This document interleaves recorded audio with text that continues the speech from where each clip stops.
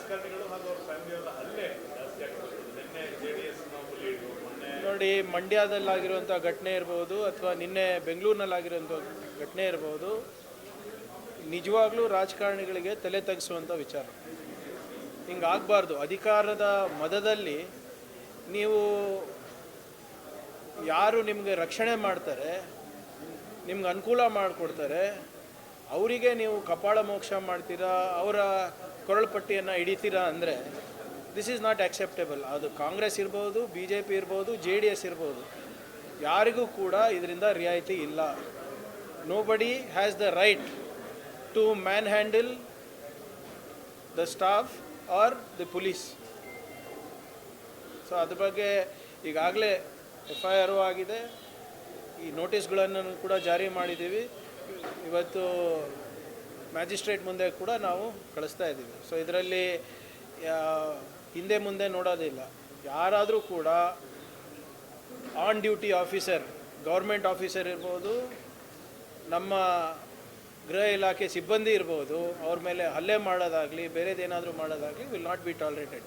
ನಮ್ಮ ತಪ್ಪಿದರೆ ಖಂಡಿತವಾಗಿ ಕಂಪ್ಲೇಂಟ್ ಕೊಡಿ, ವಿ ವಿಲ್ ಟೇಕ್ ಆ್ಯಕ್ಷನ್. ಆದರೆ ಹೀಗೆ ಕ್ಷುಲ್ಲಕ ವಿಚಾರಗಳಿಗೆಲ್ಲ ನೀವು ನಿಮ್ಮ ಅಧಿಕಾರದ ಅಹಂಕಾರ ತೋರಿಸ್ತೀರಾ ಅಂದರೆ definitely not acceptable. This is not a good message to the society. ಕೊಡಲಿ, ಇವ್ರೆ ಅವ್ರಿಗೆ ಕೆಲಸ ಏನಿದೆ, ಏನು ಆಗಿದೆ ಅಂತ. ಮತ್ತು ಮೊನ್ನೆ ನಿಮ್ಮ ಬಾಸುರಿ ಸ್ವರಾಜ್ ಅವರು, ಸುಷ್ಮಾ ಸ್ವರಾಜ್ ಅವರ ಮಗಳು MP ಅವರು ನ್ಯಾಷನಲ್ ಆ್ಯಂಥಮ್ ಮಧ್ಯದಲ್ಲೇ ಹೋಗ್ಬಿಟ್ರಲ್ಲ, ಅದಕ್ಕೆ ಯಾಕೆ ಕಂಪ್ಲೇಂಟ್ ಕೊಟ್ಟಿಲ್ಲ ಅವರು? BJP ಯುವ ಮೋರ್ಚಾದವರು. ಇವ್ರ ಹತ್ರ ನಮಗೆ ದೇಶಭಕ್ತಿ ಸರ್ಟಿಫಿಕೇಟ್ ಬೇಕಾಗಿಲ್ಲ ಅಪ್ಪ. ಯಾರು ದೇಶಕ್ಕೆ ಹೋರಾಟ ಮಾಡಿಲ್ಲ, ಯಾವ ಸಂಸ್ಥೆಗಳು ನಮ್ಮ ಬಾವುಟ 52 ವರ್ಷ ಹಾರಿಸೇ ಇಲ್ಲ, ಅವರಿಂದ ನಮಗೆ ಕಲಿಯೋದು ಏನೂ ಇಲ್ಲ.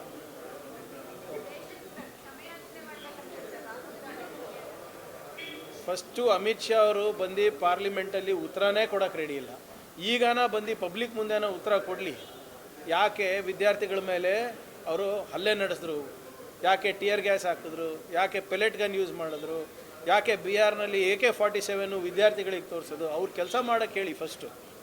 ಸುಮ್ಮನೆ ಇರಲಾರ್ದ ವಿಷಯಗಳೆಲ್ಲ ಇವರು ಅಟೆನ್ಷನ್ ಡೈವರ್ಷನ್ಗೆ ಅಷ್ಟೇ ಇದು ಮಾಡ್ತಾ ಇರೋದೇ ಹೊರತು ಇದರಲ್ಲಿ ಯಾವುದೇ ರೀತಿಯಾದಂಥ ಸಬ್ಸ್ಟೆನ್ಸ್ ಇಲ್ಲ ಅವ್ರ ಹತ್ರ. Thank you. ನೋಡೋಣ, ಇನ್ನು ಅರ್ಧ ಗಂಟೆ ಗೊತ್ತೇ ಆಗುತ್ತೆ. BJP ಅವರಿಗೆ ಇದ್ರ ಬಗ್ಗೆ ಮಾತಾಡೋ ನೈತಿಕತೆಯೇ ಇಲ್ಲ. ಅವರಿದ್ದಾಗ ವಿಧಾನಸೌಧವನ್ನು ವ್ಯಾಪಾರ ಸೌಧ ಮಾಡಿದ್ರು, ನೆನಪಿರಲಿ ಅಂತ. ಆ್ಯಂಡ್ ನಾಗೇಂದ್ರ ಅವರು ಇನ್ನೂ ಯಾವುದೇ ರೀತಿಯಾಗಿ ಕನ್ವಿಕ್ಟೆಡ್ ಅಲ್ಲ. ಯಾವಾಗ ಸರ್ಕಾರಕ್ಕೆ ಮುಜುಗರ ಆಗ್ತಾ ಇದೆ ಅಂತ ಅವರು ರಾಜೀನಾಮೆ ಕೊಟ್ಟರು, we had accepted it. Voluntary ಅವರೇ ಕೊಟ್ಟಿದ್ದು. ಈಗಾಗಲೇ ಕ್ಲೀನ್ ಚಿಟ್ ಸಿಕ್ಕಿದೆ ಅಲ್ಲ CIDಯಿಂದ. ಇವರು ಇವತ್ತು ಬರದ ಬಗ್ಗೆ ಚರ್ಚೆ ಮಾಡೋಕ್ಕೆ ಇಷ್ಟ ಇಲ್ಲ, ರೈತರ ಬಗ್ಗೆ ಚರ್ಚೆ ಮಾಡೋಕ್ಕೆ ಇಷ್ಟ ಇಲ್ಲ, ಕೇಂದ್ರ ಸರ್ಕಾರ ರಾಜ್ಯ ಸರ್ಕಾರಿಗೆ ಏನು ನೆರವು ಕೊಡ್ಬೋದಾಗಿದೆ ಅದ್ರ ಬಗ್ಗೆ ಚರ್ಚೆ ಮಾಡೋಕ್ಕೆ ರೆಡಿ ಇಲ್ಲ. ಸೊ ಬೇಸಿಕಲಿ ಕೇಂದ್ರ ಸರ್ಕಾರದ ಏನು ಇಶ್ಯೂಗಳನ್ನು ಮುಚ್ಚಾಕಲಿಕ್ಕೆ ಇವತ್ತು ಇವರು ಇದು ಇಶ್ಯೂಗಳು ತರ್ತಾ ಇರೋದು.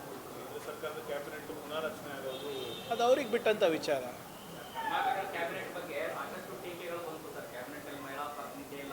ಎಲ್ಲನೂ ಆಗುತ್ತೆ. ಯಾಕೆ ಗಡಿಬಿಡಿ ಮಾಡ್ತಾ ಇದ್ದಾರೆ? BJP ಅವರಿಗೆ ಯಾಕೆ ಇಂಟ್ರೆಸ್ಟ್ ನಮ್ಮ ಕ್ಯಾಬಿನೆಟ್ನಲ್ಲಿ? ಅವ್ರಿಗೇನು ಇಂಟ್ರೆಸ್ಟ್ ಇದೆ? ಅವ್ರದ್ದು ಮೇಲ್ಗಡೆ ನಡೀತಾ ಇದೆ ಅಲ್ಲ ಕ್ಯಾಬಿನೆಟ್ ರಿಶಫಲು, ಅಲ್ಲಿ ನೋಡ್ಕೊಳ್ಳಿ. ಇಲ್ಲಿ ನಮ್ಮ ಮಾನ್ಯ ಮುಖ್ಯಮಂತ್ರಿಗಳು ನೋಡ್ಕೋತಾರೆ. ಯಾವುದೇ ರೀತಿಯಾಗೂ ಕೂಡ ಯಾವ ಸಮುದಾಯಗಳಿಗೂ ಕೂಡ ಅನ್ಯಾಯ ಆಗೋದಿಲ್ಲ. ನೋಡಿ, ಈಗಾಗಲೇ ಸ್ಟ್ಯಾಂಡರ್ಡ್ ಆಪ್ರೇಟಿಂಗ್ ಪ್ರೊಸೀಜರ್ ಪ್ರಕಾರ ನಿಯಮಾನುಸಾರವಾಗಿ ಈಗ ನಾವು ಅದನ್ನು ಜುಡಿಷಿಯಲ್ ಎನ್ಕ್ವೈರಿಗೆ ಕೊಟ್ಟಿದ್ದೀವಿ. AC ನೇತೃತ್ವದಲ್ಲಿ ಅದರ ತನಿಖೆ ಆಗುತ್ತೆ. ಅದಾದಮೇಲೆ ಏನು ಹೊರಗೆ ಬರುತ್ತೆ ಅದರ ಪ್ರಕಾರ ಸರ್ಕಾರ ತೀರ್ಮಾನ ತಗೊಳ್ತಾರೆ. ಈಗ CM ಸಾಹೇಬ್ರ ಬ್ರೀಫಿಂಗ್ ಇದೆ ಅದ್ರ ಬಗ್ಗೆ. CM ಅವರಿಗೂ ಕೂಡ ಏನು ಫ್ಯಾಕ್ಟ್ಸ್ ಆಫ್ ದ ಕೇಸ್ ಇದೆ, ಫಾರೆಸ್ಟ್ ಮಿನಿಸ್ಟರ್ ಅವರು ಮತ್ತು ನಾವು ಬ್ರೀಫ್ ಮಾಡ್ತೀವಿ. ಅದಾದಮೇಲೆ CM ಅವರು ಏನು ನಿರ್ಧಾರ ತಗೋತಾರೆ ನೋಡ್ತೀವಿ. ನೀವು ಸಣ್ಣ ಆಗ್ಬೇಕಲ್ವಾ? ಅದು ಒಂದು ಉತ್ತಮ ಆಹಾರದಿಂದ ಸಣ್ಣ ಆಗ್ಬೇಕಲ್ವಾ? ಪ್ರತಿದಿನ ನಮ್ಮ ಜೀನಿ ಸ್ಲಿಮ್ ನ ಯೂಸ್ ಮಾಡಿ ಯಾವುದೇ ಸೈಡ್ ಎಫೆಕ್ಟ್ ಇಲ್ದಂಗೆ ನೀವು ಸಣ್ಣ ಆಗ್ತೀರಾ.